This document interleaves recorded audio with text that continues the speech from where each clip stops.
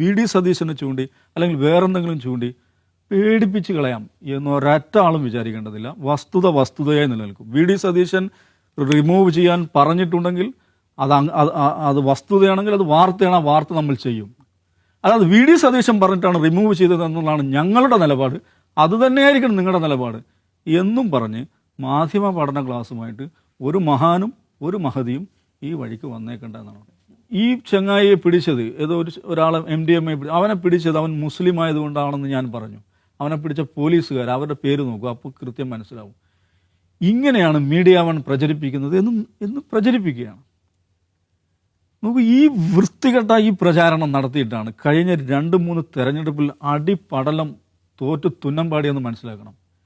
അതേ play book വീണ്ടും ആവർത്തിച്ചുകൊണ്ടിരിക്കുകയാണ് കേരളത്തിലെ ലെഫ്റ്റ് സൈബർ ഹാൻഡിലുകളും അവരുടെ ഘടാഘടിയൻ ബുദ്ധിജീവികളും.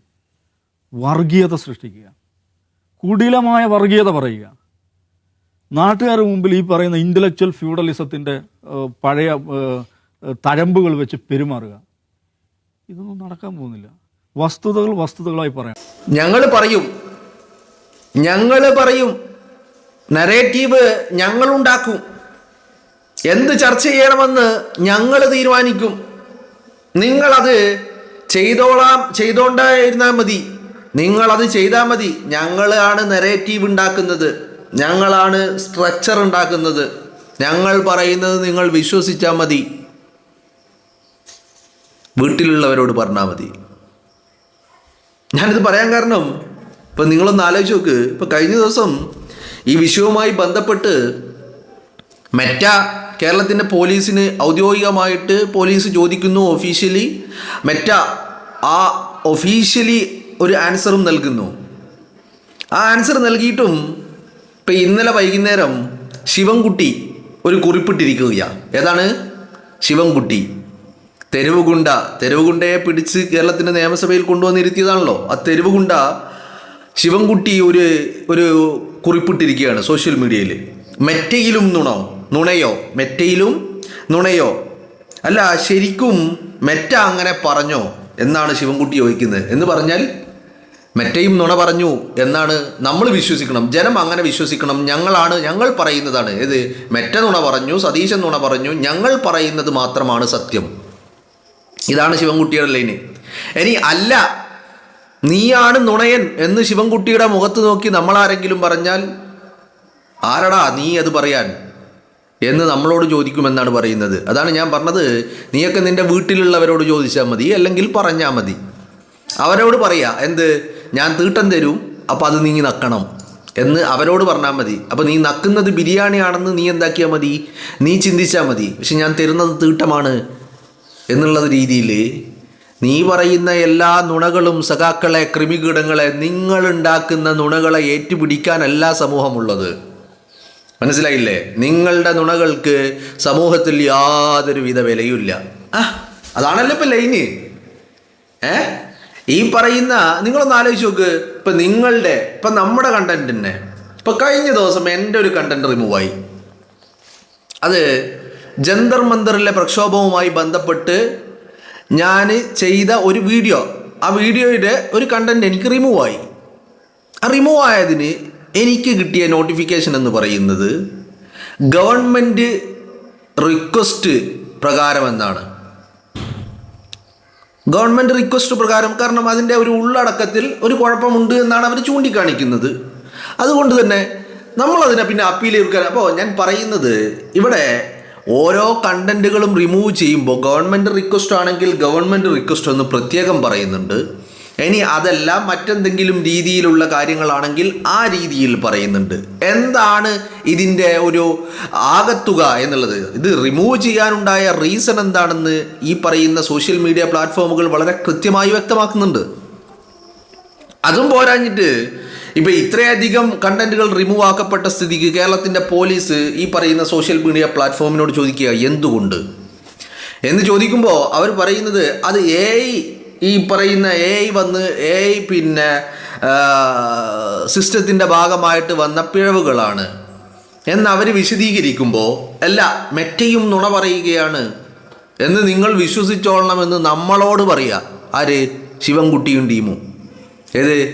വാ തുറന്നാൽ കളവും, വാ തുറക്കുന്നത് തന്നെ കളവ് പറയാനും നക്കാനും പിന്നെ മറ്റൊരു കാര്യത്തിനുമാണ്. ഈ ആളുകൾ നമ്മളോട് പറയാണ്, ഏയ് അത് നുണയാണ്, ഞങ്ങൾ പറയുന്നത് സത്യമാണ്, അതുകൊണ്ട് ഞങ്ങൾ പറയുന്നതാണ് സത്യം, അത് നിങ്ങൾ വിശ്വസിക്കണമെന്ന് നമ്മളോട് പറയാം. ആലോചിക്കണം നിങ്ങൾ. ഈ ശിവൻകുട്ടിയൊക്കെ എന്തുകൊണ്ട് വീട്ടിലിരിക്കേണ്ടി വന്നു എന്ന് എപ്പോഴെങ്കിലും ആലോചിച്ചിട്ടുണ്ടോ നിങ്ങൾ? ചെയ്തതത്രയും ആ കസേരയിൽ ഇരുന്ന് ചെയ്യാൻ പാടില്ലാത്ത എല്ലാ തമ്മാടിത്തരങ്ങളും ചെയ്തിട്ട് ഇപ്പോൾ വീട്ടിലിരിക്കേണ്ട ഗതികേടില്ല. എന്നിട്ട് വീണ്ടും എടോ സഖാക്കളെ, നിങ്ങളൊരു കാര്യം മനസ്സിലാക്കേണ്ടത്, കേരളത്തിൽ ഈ പറയുന്ന കൃമികീടങ്ങളെന്ന് പറയുന്നത് വളരെ തുലോതുച്ഛമായ ആളുകളാണ്. ആ തുലോതുച്ഛമായ ആളുകളുടെ മസ്തിഷ്കമല്ല കേരളത്തിൻ്റെ പൊതുസമൂഹത്തിൻ്റെ മസ്തിഷ്കം എന്ന് മാത്രം നിങ്ങൾ അടിസ്ഥാനപരമായിട്ടൊന്ന് കാര്യങ്ങൾ മനസ്സിലാക്കുക. ഇവിടെ ബാക്കിയുള്ളവൻ എന്ത് പറയണം, എന്ത് ചിന്തിക്കണം, അവൻ എന്ത് ചെയ്യണം എന്ന് തീരുമാനിക്കാൻ നിങ്ങളാരും തന്തയാക്കിയിട്ടില്ല. മനസ്സിലായില്ലേ? നിങ്ങളെ ആരും തന്തയാക്കിയിട്ടില്ല. ഇവിടെ ബാക്കിയുള്ള ഓരോ മനുഷ്യനും അവൻ്റെതായ അഭിപ്രായങ്ങളുണ്ട്, അതോടൊപ്പം തന്നെ ബോധ്യങ്ങളുമുണ്ട്. അതിനെയൊന്നും ആരുടെ മുന്നിലും പണയം വെച്ചിട്ടില്ല. പിന്നെ കേരളത്തിനൊരു പ്രത്യേകത കൂടിയുണ്ട്. ഈ പൊളിറ്റിക്കൽ സെൻസ് എന്ന് പറയുന്നത് അതല്പം കൂടുതലാണ്.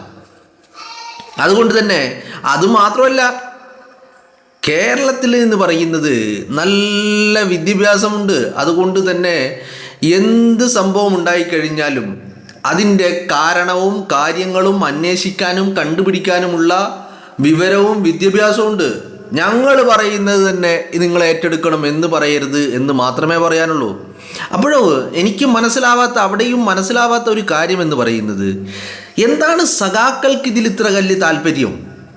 സഖാക്കൾ എന്താണ് ഈ പറയുന്ന ആൻഡോയുടെ മൂഡ് താങ്ങാൻ നടക്കുന്നത്? ഞാനിങ്ങനെ ആലോചിക്കുക, ഒരു പക്ക ക്രിമിനൽ, ഒരു നമ്പർ 1 ഫ്രോഡ്, ആ ഫ്രോഡിൻ്റെ മൂഡ് താങ്ങാൻ കേരളത്തിൽ മന്ത്രി കസേരയിൽ പോലും ഇരുന്ന ആളുകളും ഈ ആസ്ഥാന ബുദ്ധിജീവികൾ എന്ന് പറയുന്ന ആളുകളും ഇറങ്ങിത്തിരിക്കുക ഒരു ക്രിമിനലിന് വേണ്ടിയിട്ട്, അല്ലേ? ഒരു ക്രിമിനലിന് വേണ്ടിയിട്ടാണല്ലോ ഇവരൊക്കെ സംസാരിക്കുന്നത്. ഈ ആൻഡോ ക്രിമിനൽ അല്ല എന്ന് നിങ്ങൾക്ക് ആർക്കെങ്കിലും വാദമുണ്ടോ?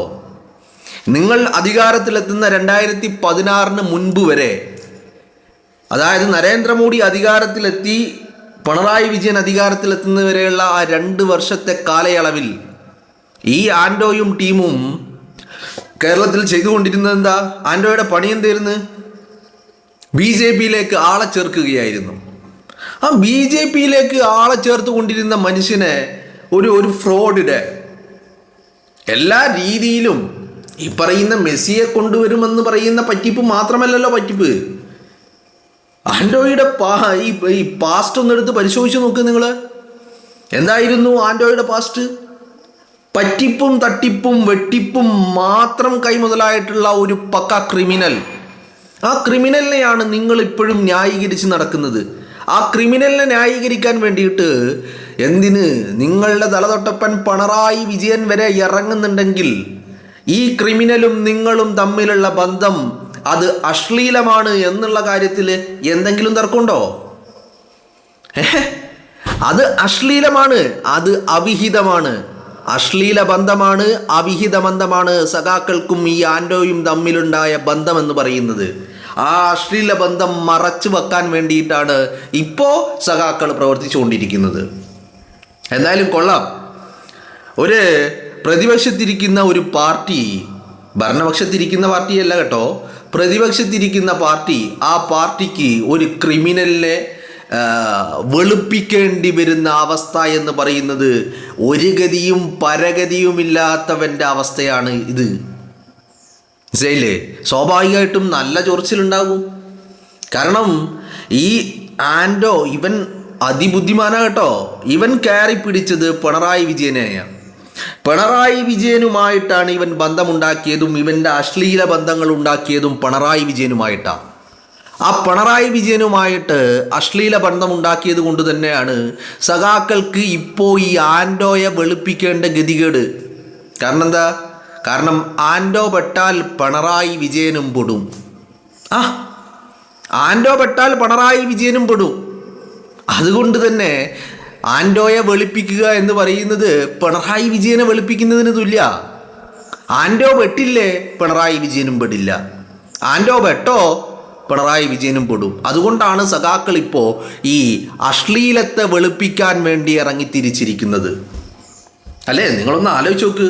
എന്നിട്ട് ഇവരിത് വെളുപ്പിക്കുന്നു എന്ന് മാത്രമല്ല, അല്ലെങ്കിൽ വെളുപ്പിക്കാൻ ശ്രമം നടത്തുന്നു എന്ന് മാത്രമല്ല, ഇവര് ബാക്കിയുള്ളവരോട് പറയാ, ഏയ് ഞങ്ങൾ പറയുന്നത് നിങ്ങളെല്ലാവരും അങ്ങ് ഏറ്റെടുക്കണം.